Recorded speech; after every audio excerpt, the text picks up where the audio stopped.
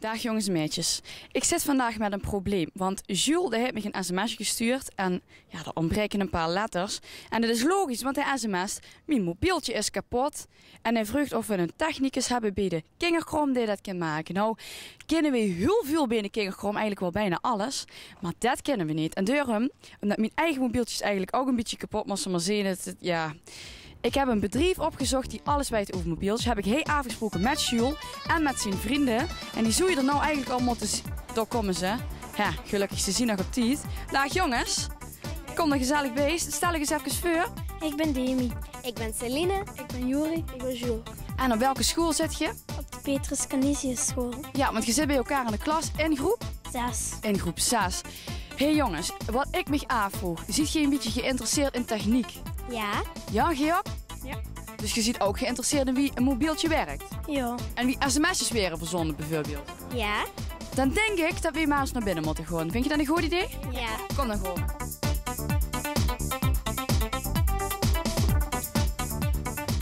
Oh, dat komt alleen eens. Goedemiddag allemaal. Dag meneer, wie heet G? Mijn naam is José. Ja, ik heb me laten vertellen dat G alles weet van mobieltjes.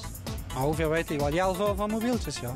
Ja, zou je weer dan misschien met z'n vijven bij naar binnen mogen komen om te kijken? Want we hebben 2 mobieltjes die kapot zien. Dan kom maar eens met en zo voor ons allemaal in kijken.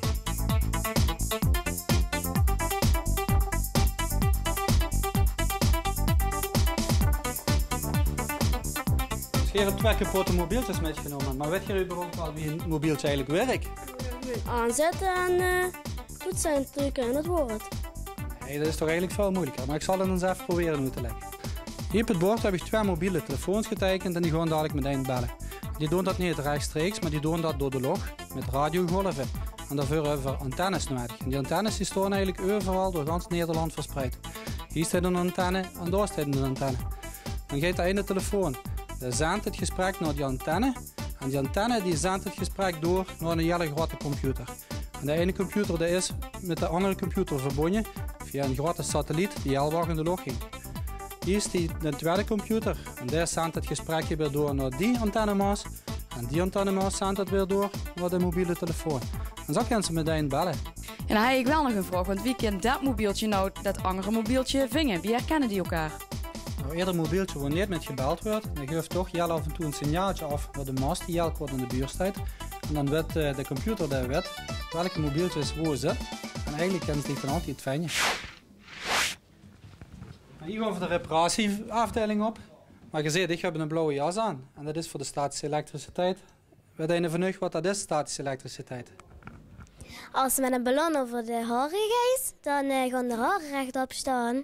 Klopt dat? Ja, dat klopt. En daar gaan de toestellen kapot van. En daarvoor moet farmers een jas aan. Als ik krijg een hielader om te schoon, en dat is ervoor dat de statische elektriciteit via de vloer kunt weglopen.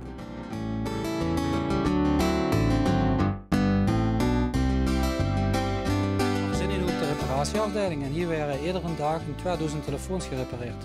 2000? Wieveel mensen werken hier helemaal niet? Nou, ongeveer 160, 170 lui zijn iedere dag bezig.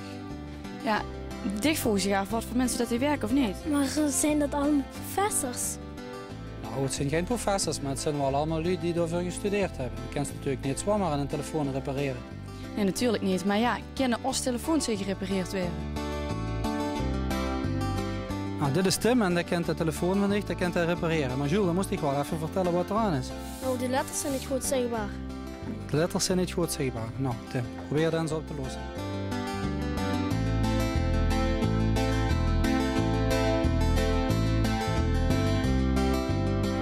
Oh, ik heb eventjes toestel nader bekeken. Zover als ik kan zien is er een klein componentje dat vervangen moet worden. Het ziet er nou uit dat die een storing maakt. Lijkt me best dat jullie gewoon eventjes verder gaan met de rondleiding. En dan zal ik het probleem in de tussentijd voor jullie oplossen. En de telefoon is zo klein en wat erin zit, hoe kunnen ze dat nou zien? Hebben ze zo'n goeie ogen?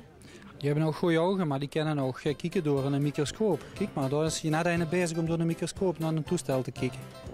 We zijn hier op de soldeerafdeling en al de lui die hier werken, die doen de hele dag heel fijn werk solderen. Zo, dag mevrouw, wie heet je? Wendy. Ja, maar Wendy, moest ze er nou heel slim voorzien? Was zeg je allemaal thuis? Of? Je moet vooral heel precies zien. Het is heel fijn, secuur werk. Dus... Is het niet vervelend om al tussen al die mannen te werken? Nee, dat is niet vervelend. Dat is alleen maar gezellig.